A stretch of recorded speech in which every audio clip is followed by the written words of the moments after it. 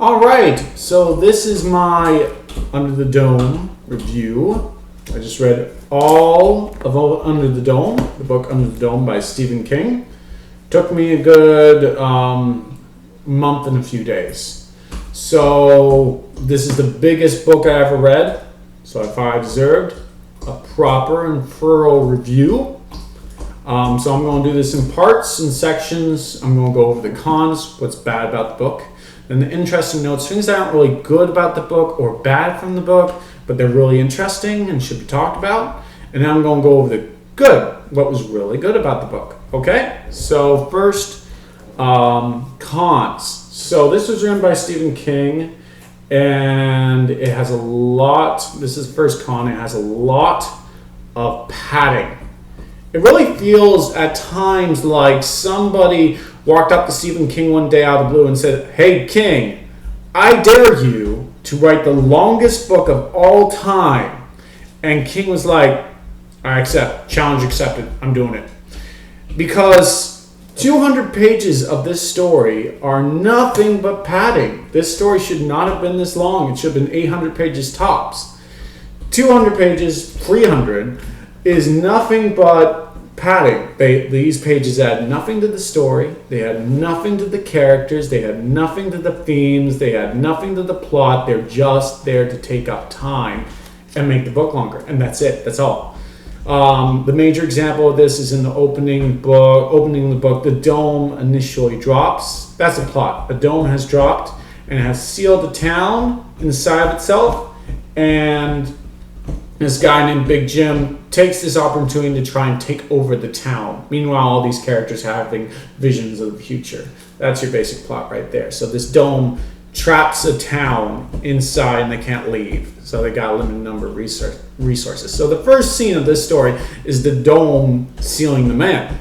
So the initial scene is of the dome landing and cutting a woodchuck in two, and then a plane crashing into it. And it's an invisible force field. They can't see it. So this plane smacks right into it and explodes. So the scene pretty well establishes that this force field came down and killed whoever was in its path, and it cannot be penetrated. Very good establishing scene. The very second scene is how the dome comes down and cuts a girl's arm off, and she slowly bleeds to death. Okay, we really didn't need that second establishment that the dome came down. We already knew that. Kind of nailed down the point, but we got it. Then there's the next scene is about how the dome comes down and cuts a scarecrow in two. Then the next scene is about how the dome comes down and cuts a deer's head off. And then the next scene is about how the dome comes down and causes a car crash. And then there's another car crash scene right after that one. Same scene, done differently each time, but it's the same scene done 7 times in a row to re-establish the same point we already got from the first scene. And this is all done in the opening. We don't even know the plot yet or the characters or anything. We don't know what the point of the story is, so it's this one opening and it's the same scene done 7 times.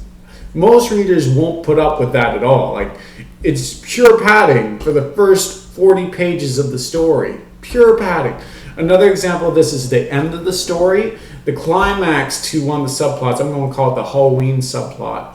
Climax to the Halloween story is really dragged out. It should be this really shocking, gripping scene, but it's described so longly that it actually gets boring. It's one of the most disturbing concepts in a book, but it's described so thoroughly and for so long it gets boring. It actually takes one of the most disturbing concepts you can have in a book, but drags out to the point where it's boring. So that's the main con. The secondary con is one of the characters, Julia, has a really traumatic backstory, and it's important to the ending of the story. So Stephen King feels he has to have the character say at one point so his ending makes sense. But she says it at this really inappropriate time. It just comes out of nowhere and out of the blue. She just starts talking about this tragic backstory. And it's a really tragic backstory. It involves something really bad happening to her. Like she was really traumatized and it really hurt her. And then after she's done telling it, she has sex with Barbie, who's another main character. I don't get this. I don't get how you could talk about something so traumatized and something that like destroyed a big part of your life and be turned on and want to have sex afterwards. it seems so surreal and such a badly done scene. Her speech about her backstory comes out of nowhere, and at the end you realize, oh, he literally only put that in so his ending would make sense. And then afterwards there's this sex scene that comes out of nowhere because apparently horrible tragic events are sexy now. She was like, had a really bad event happen to her, and then she gets turned on by it. It's so stupid. So those are the two major cons. There was also a comment from the writer at the end that mentioned how he hired someone to do a lot of his research. I couldn't believe that he didn't bother to do any of his own research for this book. Like he talks about military tactics, he talks about the environment, and he talks about current military weapons. And he didn't do any of his research. He actually hired a guy and then read the dude's notes. Just strikes me, I'm a fellow writer, so that strikes me as so lazy to take, important plot points and not bother to do them properly because you have the money, so you just decide to hire someone for it. So those are the cons for me. Now the interesting notes. The interesting note number one is there's a lot of mean dialogue to set the tone. The whole idea is everybody's trapped in this town, and it's a very old-fashioned, back in the 50s style mindset. So there's quite a couple of characters who are rather sexist. There's quite a couple of characters who are homophobic. There's quite a couple of characters that are racist. And over again, you'll see these bits of dialogue that come up that are very misogynistic. Now, the author, of course, is not sexist. It's obvious. All these lines are depicted in negative ways. All these lines are clearly meant there to bother you and get on your back. So it's clear the writer is trying to set a disturbing tone through his dialogue, kind of like how the film RoboCop tries to set its tone of the future universe with violence. This is the same idea. It's trying to set disturbing tone with dialogue. I think it was a very interesting concept to try and set tone. I do think it will turn some readers off, and that's why I'm noting it. So a lot of misogynistic, homophobic dialogue, but it is in there to make the reader uncomfortable. It's not making it look like a good thing by any means. So it's an interesting idea, and this is my cat. Other interesting notes, there's one scene in this story where it's describing the entire town, and it's going over all the characters one at a time, and then one part says, now let's go to the police station. Don't worry, they won't see us. We'll be really quiet, and we won't make but the sound of whispering children.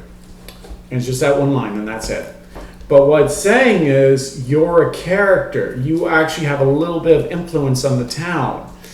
It insinuates that the characters can kind of feel your presence, and you're not just a reader. You're like a specter figure being told the story by an omnipotent being. And it's really interesting, this concept. I wish there was more scenes that insinuated you had a part in the story and were slightly altering it, and that you were this omnipotent being taking part in this bizarre experiment of the people being trapped under the dome. But it's only this one scene. It's only one scene in the story that suggests this, so it's only an interesting note. If this was expanded upon, it would have been fascinating. The idea that you're part of the story and you're somehow impacting it as a third-party perspective. That, I've never seen a story tackle that. This could have tackled it, but it didn't. It's just an interesting concept left on the cutting room floor. Kind of disappointed with that. So now on to the good parts of the story. So there's a lot of different plots, a lot of different subplots. You're bound to like a couple. You probably won't like them all, but you're bound to like a couple. There's the plot about how the people in the dome are doing pollution, and the pollutants are getting full and stuck up in the dome, and they're all probably going to suffocate. There's the plot about Big Jim, the villain, trying to take over the town in the dome. There's the plot about finding out what his past crimes were, like a detective story. So, and that's just 3 of them. There's like 7 or 8 plots in all, and all of them are rather well handled and rather well interesting, and so you're bound to find something pretty interesting and pretty good. The second big pro is there's a lot of interesting themes too. Some of them will probably go over your head, but you're probably going to get a couple of them, and they're pretty interesting. There's an ongoing theme about dangers of being obsessive about religion. All the villain characters are very obsessed about Christianity. There's also a theme about current politics. Obama winning the election is mentioned a lot, and it's mentioned a lot how corrupt the government system is under the dome, and it's pretty obvious that's supposed to parallel current government systems. It really feels at times like it's a current version of Animal Farm, that the government system under the dome is supposed to be like our government system. So that's really fascinating. There's a couple of other themes. Those are the major ones, and they're really well handled and rather interesting. It would be a great book for a book club to debate, but it's just too long for it. The third pro is the villains are amazingly well handled. Junior and Big Jim are both very well developed villains. You characters you love to hate and obsess about and can't get enough of. Just like Alex from Clockwork Orange. These are villains you can't get enough of. And also the action set pieces for the most part are really well handled and really well described and really intriguing, and it feels very actiony and intense in a couple of parts, and it really grabs you.